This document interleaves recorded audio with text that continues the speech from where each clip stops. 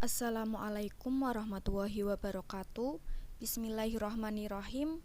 Yang kami hormati kepada Ibu Wilda Yulia Rosida MSc selaku dosen pengampu mata kuliah Matematika Ekonomi serta teman-teman yang kami cintai. Salam sejahtera bagi kita semua. Semoga dalam keadaan sehat walafiat. Amin. Pada kesempatan kali ini kami dari kelompok 5 yang beranggotakan Gina Lutfiana dengan NIM 41200084, Erika Dwi Septiani dengan NIM 41200095 dan Rizky Amalia dengan NIM 41200100 akan mempresentasikan hasil kerja dari kelompok kami, yakni mengenai materi penerapan ekonomi fungsi nonlinier. Langsung saja simak penjelasan dari kami. Pokok pembahasan yang akan dibahas pada materi penerapan ekonomi fungsi nonlinier kali ini ada 4, yaitu kita akan membahas yang pertama fungsi permintaan, fungsi penawaran, dan keseimbangan pasar. Kemudian yang kedua ada fungsi biaya, yang ketiga ada fungsi penerimaan, dan yang keempat ada profit atau keuntungan, loss atau kerugian, dan break even point. Kita masuk pada outline yang pertama mengenai fungsi permintaan, fungsi penawaran, dan keseimbangan pasar. Selain berbentuk fungsi linier, permintaan dan penawaran dapat pula berbentuk fungsi nonlinier. Fungsi penawaran dan permintaan yang kuadratik dapat berupa potongan lingkaran, potongan elips, potongan hiperbola, maupun potongan parabola. Cara menganalisis keseimbangan pasar untuk permintaan dan penawaran yang nonlinier sama seperti halnya dalam kasus yang linier. Keseimbangan pasar ditunjukkan oleh kesamaan QD sama dengan QS pada perpotongan kurva permintaan dan kurva penawaran. Fungsi permintaan. Jadi bentuk umum dari fungsi permintaan kuadrat adalah apabila P sama dengan F kali Q, maka rumusnya P sama dengan C plus BQ min AK kuadrat. Jika berbentuk Q sama dengan F kali P, maka bentuk umumnya Q sama dengan C plus BP min AP kuadrat, di mana P adalah harga produk, Q adalah jumlah produk yang ditawarkan, dan A, B, C adalah konstanta, dan A lebih dari 0. Perhatikan di sini bahwa fungsi permintaan itu nilainya negatif, di mana A itu koefisien di depan Q kuadrat yang nilainya negatif. Contoh soal di sini adalah jika fungsi permintaan adalah QD sama dengan P kuadrat min 7P plus 12, gambarkan fungsi permintaan tersebut dalam satu diagram. Untuk penyelesaiannya di mana diketahui A sama dengan 1, B sama dengan min 7, dan C sama dengan 12. Yang pertama kita cari titik potong terhadap sumbu Q. Jika P-nya sama dengan 0, maka masukkan ke fungsi permintaan. QD sama dengan P kuadrat min 7P plus 12. Ketemu 12. Jadi titik potong koordinatnya adalah 12,0. Yang kedua, kita cari titik potong terhadap sumbu P jika Q sama dengan 0. Dimasukkan ke fungsi permintaan, QD sama dengan P kuadrat min 7P plus 12. Q-nya 0 sama dengan P kuadrat min 7P plus 12. Kemudian difaktorkan menjadi P min 3, P min 4 sama dengan 0. Ketemu P1-nya 3, P2-nya 4. Jadi titik koordinatnya adalah 0,3 dan 0,4. Setelah itu kita mencari titik puncak atau titik ekstrimnya. Untuk mencari nilai Q dan P-nya untuk QD dan QS yang diketahui. Jadi tadi contoh soal yang diketahui QD dan QS ya. Maka rumus untuk mencari Q adalah min dalam kurung B kuadrat min 4AC per 4A. Dan untuk mencari nilai P adalah min B per 2A. Sehingga kita masukkan saja dari contoh soal yang tadi, Q-nya sebesar min dalam kurung min 7 kuadrat min 4 kali 1 kali 12 per 4 kali 1. Maka ketemu Q-nya min 1 per 4. Kemudian untuk nilai P setelah dimasukkan ketemu 7 per 2 atau 3 setengah. Maka titik puncaknya adalah min 14,3 setengah. Nah, karena sumbu simetrinya sejajar dengan sumbu horizontal, karena yang diketahui soalnya QD sama dengan QS, maka di sini bisa kita lihat A lebih besar daripada 0, maka parabola akan terbuka ke kanan. Sehingga kalau kita hubungkan titik-titik yang sudah kita dapatkan tadi, yakni titik 12,0, 0,3, dan 0,4, dan titik ekstrimnya atau titik puncaknya tadi min 1 per 4,3 setengah, maka didapatkan kurva parabola seperti ini, bisa dilihat dan dia terbuka ke kanan. Kemudian masuk pada materi fungsi penawaran. Fungsi penawaran adalah persamaan yang menunjukkan hubungan harga barang di pasar dengan jumlah barang yang ditawarkan oleh produsen. Kalau di fungsi permintaan tadi, bentuk umum dari fungsi permintaan koefisien dari Q kuadrat itu negatif. Nah, di fungsi penawaran itu sebaliknya. Jadi bentuk umum dari fungsi penawaran kuadrat hanya positif. Apabila bentuk P sama dengan F kali Q, rumusnya P sama dengan C plus BQ plus AQ kuadrat.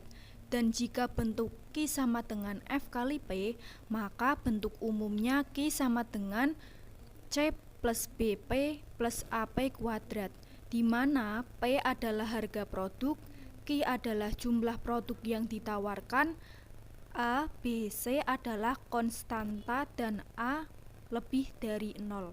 Contohnya, jika fungsi penawaran ditunjukkan oleh P sama dengan Q kuadrat min 4Q min 5, gambarkan fungsi penawaran tersebut dalam satu diagram. Nah, untuk penyelesaiannya mari kita coba. Langkahnya sama, P sama dengan Q kuadrat min 4Q min 5. Di mana diketahui A sama dengan 1, B sama dengan min 4, dan C sama dengan min 5. Pertama, kita cari titik puncaknya terlebih dahulu. Urutannya selalu seperti itu ya, usahakan.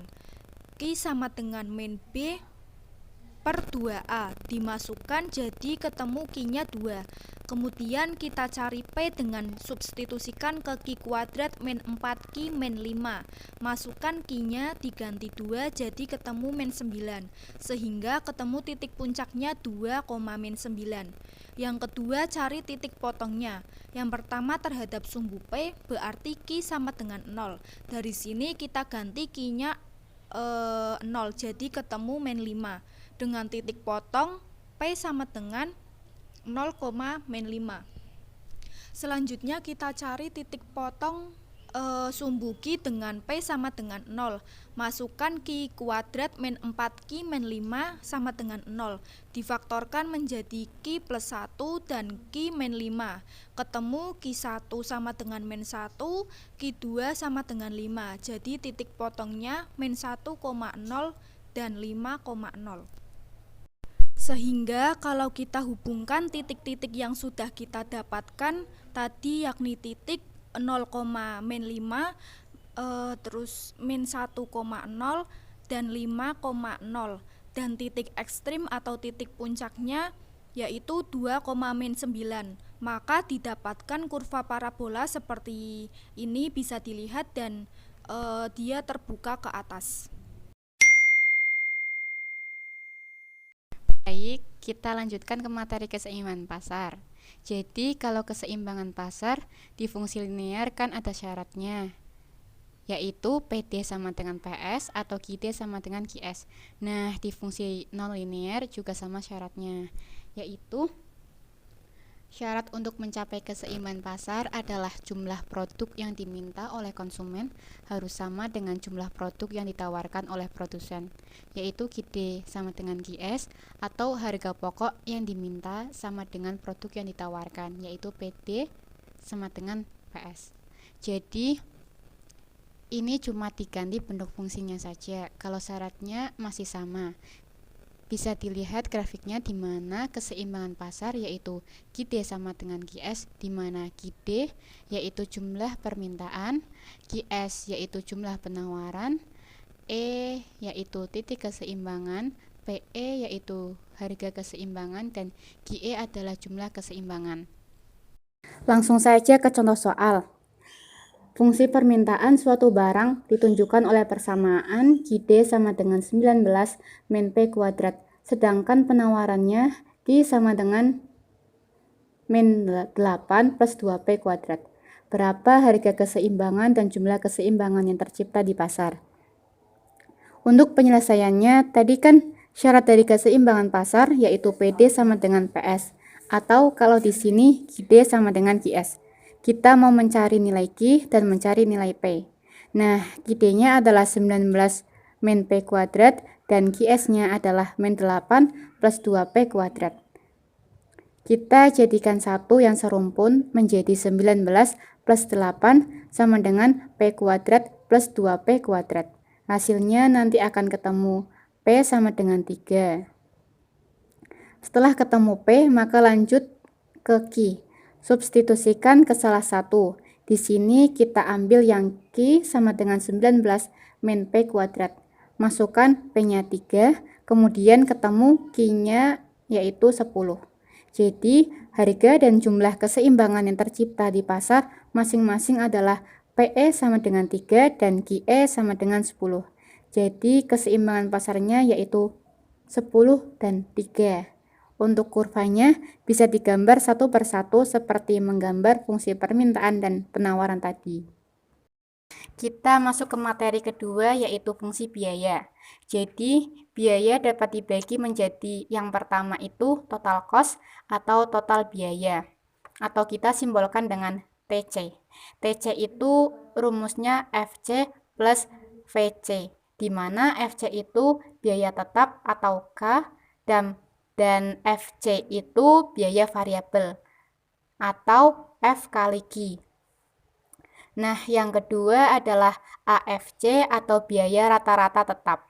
Jadi, rumus AFC ini adalah FC dibagi Q. Yang ketiga adalah AVC. AVC ini adalah biaya rata-rata variabel dengan rumus VC dibagi Q.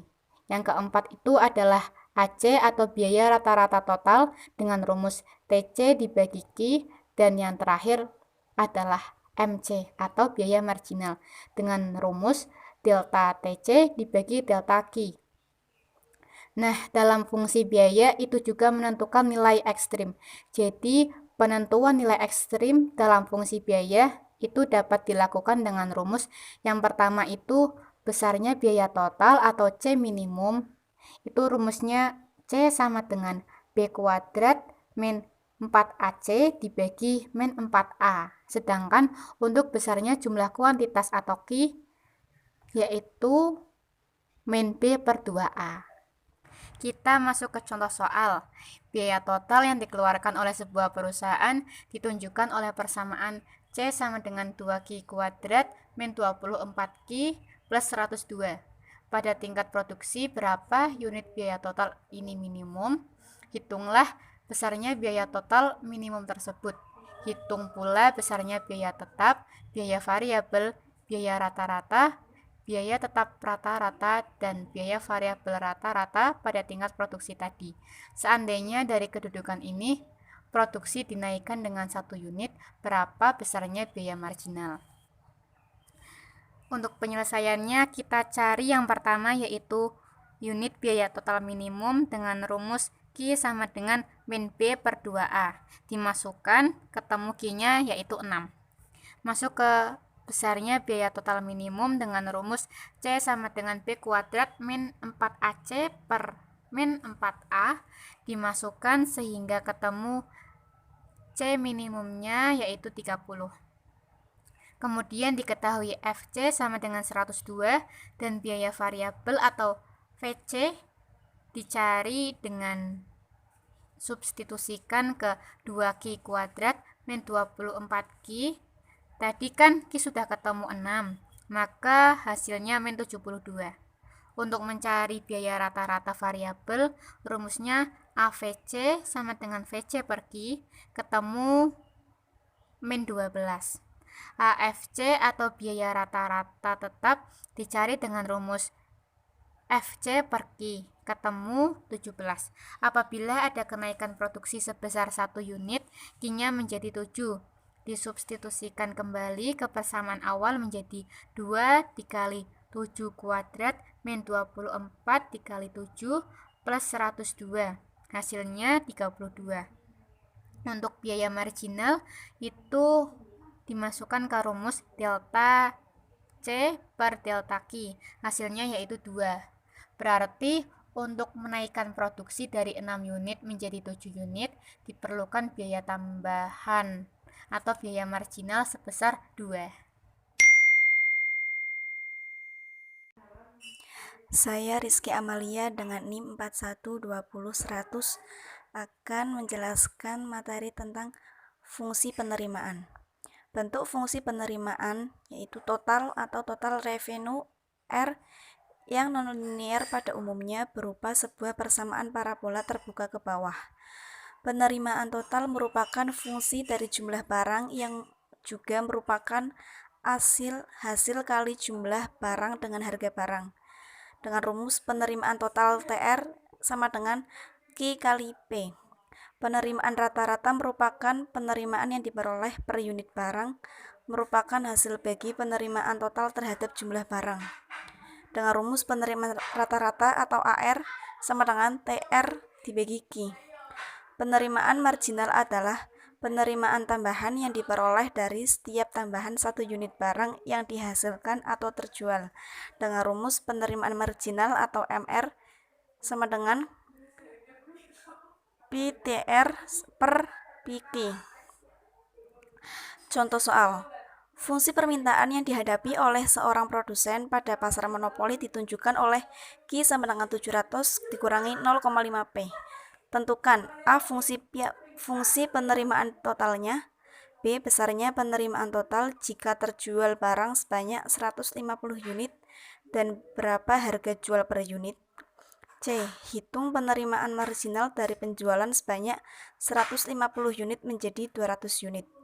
D. Tingkat penjualan yang menghasilkan penerimaan total maksimum dan besarnya penerimaan total maksimum tersebut. Penyelesaian A. P sama dengan 700 dikurangi 0,5 Q. Fungsi penerimaan totalnya berarti R sama dengan Q kali P sama dengan Q kali 700 min 0,5 Q sama dengan 700 Q min 0,5 Q kuadrat. B. Jika Q sama dengan 150, besar penerimaan total yaitu R 700 kurung 150 min 0,5 kurung 150 pangkat 2 sama dengan 105.000 dikurangi 11,250 sama dengan 93.750 dengan harga jual per unit sebesar P sama dengan 700 min 0,5 Q sama dengan 700 min 0,150 sama dengan 700 kurangi 75 hasilnya 625. Atau P sama dengan AR sama dengan R bagi Q sama dengan 93.750 dibagi 150 sama dengan 625. C. Jika Q sama dengan 200, besar penerimaan total adalah R sama dengan 700 kurung 200 dikurangi 0,5 kurung 200 kuadrat sama dengan 140.000 dikurangi 20.000 hasilnya sama dengan 120.000. sehingga penerimaan marginal yaitu MR sama dengan DR per DQ. DR sama dengan 120.000 dikurangi 93.750 dibagi DQ 200 dikurangi 150 sama dengan 26.250 dibagi 50 hasilnya 525. Yang D, R sama dengan 700Q dikurangi 0,5 Q kuadrat. R maksimum pada Q sama dengan min B per 2A sama dengan min 700 min 1 sama dengan hasilnya 700. Besarnya R maksimum yaitu min 0,5 kali 700 plus 700 kali 700 hasilnya 490.000 dikurangi 350 ketemunya berarti 489,65020. Selanjutnya profit, loss, dan BEP. Syaratnya Pi sama dengan R min C, maka akan ditemukan kondisi sebagai berikut. R min C lebih dari 0, yaitu profit untung. R kurangi C kurang dari 0, berarti loss atau rugi. R kurangi C sama dengan 0, berarti BEP atau bulan pokok. Besar kecilnya keuntungan dicerminkan oleh besar kecilnya selisih positif antara TR dan TC atau TR dikurangi TC. Keuntungan maksimum dicerminkan oleh selisih positif yang paling lebar antara TR dan TC atau pada saat slope TR sama dengan slope TC. Analisis peluang pokok break even yaitu suatu konsep yang digunakan untuk menganalisis jumlah minimum produk yang harus dihasilkan atau terjual agar perusahaan tidak mengalami kerugian. Keadaan peluang pokok sama dengan profit 0 sama dengan Pi sama dengan 0. Terjadi apabila R sama dengan C, perusahaan tidak memperoleh keuntungan, tetapi tidak pula menderita kerugian. Secara grafik hal ini ditunjukkan oleh perpotongan antara kurva R dan kurva C. Contoh soalnya, jika R sama dengan min 3Q kuadrat ditambah 750Q dan C sama dengan 5Q kuadrat ditambah 1000Q dikurangi 85.000, kondisi apa yang dihadapi jika Q sama dengan 100 dan Q sama dengan 0?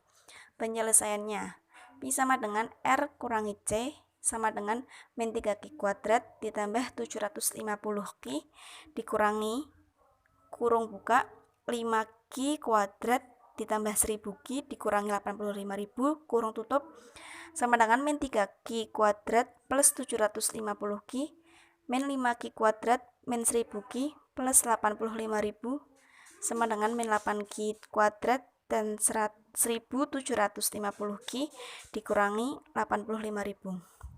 Pada Q 100 maka Pi sama dengan min Q kuadrat plus 1750Q dikurangi 85.000 sama dengan min 8 kali 100 pangkat 2 plus 1750 kali 100 dikurangi 85.000 sama dengan min 80.000 ditambah 175.000 dikurangi 85.000. Hasilnya yaitu 10.000, berarti hal ini mengalami keuntungan. Pada Q sama dengan 0 maka Pi sama dengan min 8Q kuadrat plus 1750Q sama dengan 85.000 sama dengan min 8 kali 60 pangkat 2 plus 1750 kali 60 dikurangi 85.000 sama dengan min 28.800 plus 105.000 dikurangi 85.000 sama dengan min 8.800, berarti mengalami kerugian. Baik, di situ ada latihan soal sebanyak 4 soal dan tugas ada 3 soal. Silahkan teman-teman bisa mengerjakan. Jika ada yang ingin ditanyakan bisa melalui WhatsApp group. Sekian presentasi dari kelompok kami, semoga bermanfaat dan bisa dipahami. Terima kasih. Wassalamualaikum warahmatullahi wabarakatuh.